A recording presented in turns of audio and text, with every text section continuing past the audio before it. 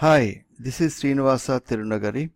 In the last class, we have seen using on clause. While joining two tables, we used on clause. In this class, we are going to discuss about self-join. Topics covered: joining a table to itself is known as self-join. Self-join using on clause. Joining a table to itself. Sometimes it is required to join a table to itself. For example, find out name of each employee's manager. It is required to join employees table to itself or perform a self-join. To be more specific, let us take an example. To find the name of Ernst manager, what you need to do? You need to first find out Ernst in employees table by looking at the last name column. Find the manager number for Ernst by looking at the manager ID column. And Ernst manager number is 103 in this case. Find the name of the manager with employee ID 103 by looking at the last name column. In this process, you look in the table twice.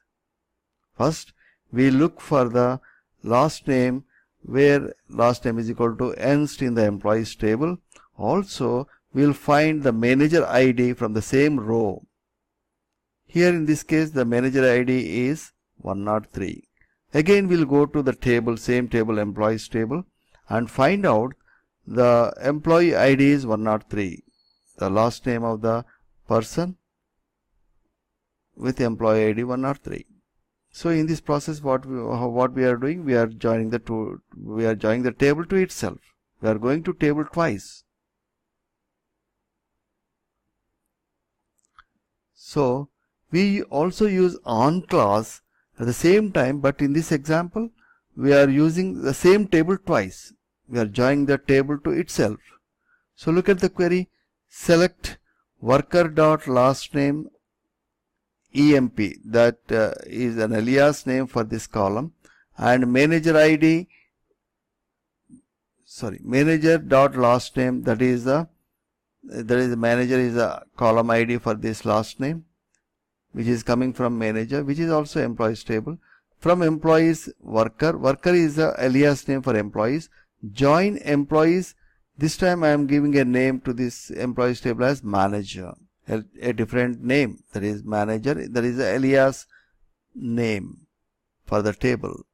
So look at this query, you find the employees table is being used and joined to itself on worker.manager ID is equal to manager.employee ID. So we will get all the results like this. The result is shown in the diagram.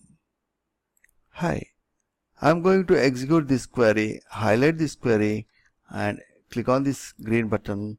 You will get the result.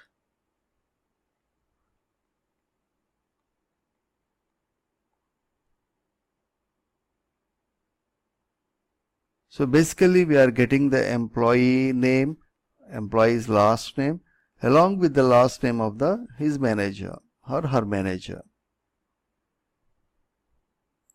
Thank you.